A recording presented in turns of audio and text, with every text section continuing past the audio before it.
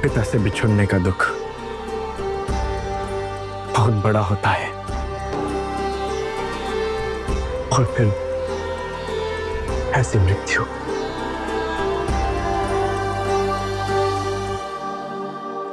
सच है लक्ष्मण भैया, और अकेले में तो पीड़ा और बढ़ जाती है।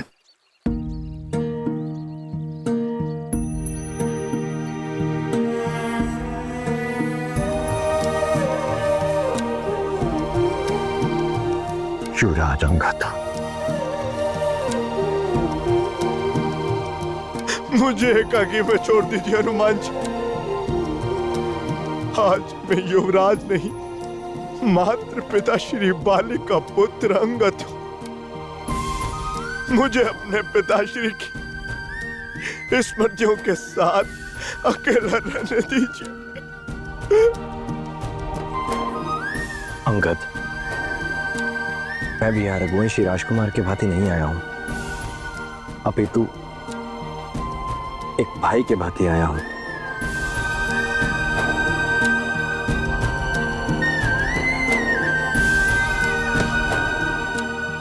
छोटे भाई से उसका दुख बांटने के लिए। अब बांटने के लिए कुछ भी नहीं है लक्ष्मण जी। मेरे गुरु, मेरे पिता, मेरे सबसे बड़े सखा और संरक्षक मुझे छोड़कर वहां चले गए जहां से कोई लौट कर नहीं आ सकता। सब कुछ समाप्त हो गया और मुझे भी। नहीं अंगद, तुम्हारे पिता महाराज बाली ने जो कहा, क्या वो तुम भूल गए? पुत्र, योद्धाओं के लिए जीना मरना तो एक साधारण सी बात होती है, किंतु हार मानकर ऐसे निराश बैठ जाना एक योद्धा को शोभा नहीं देता। पुत्र, तुम्हारे पिता ने तुम में एक बड़ा योद्धा देखा है। तुम किष्किंधा के युवराज हो, तुम्हें ऐसे नहीं टूटना है, पूर्ण शक्ति के साथ खड़े रहना है।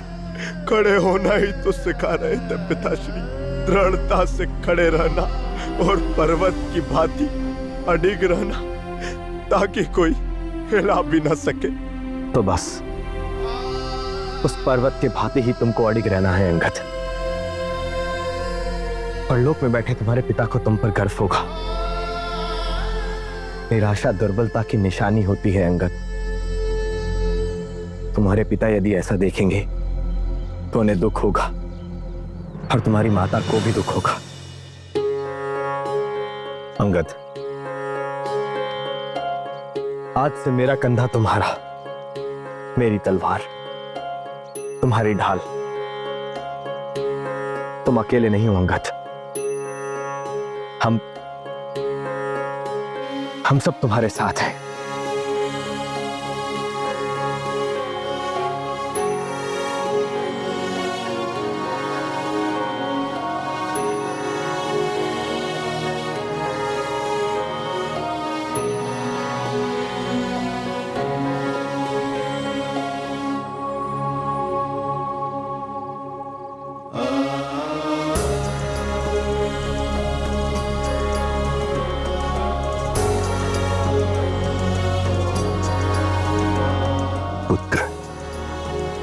एक वृक्ष के गिरने से वन नहीं उजड़ जाता,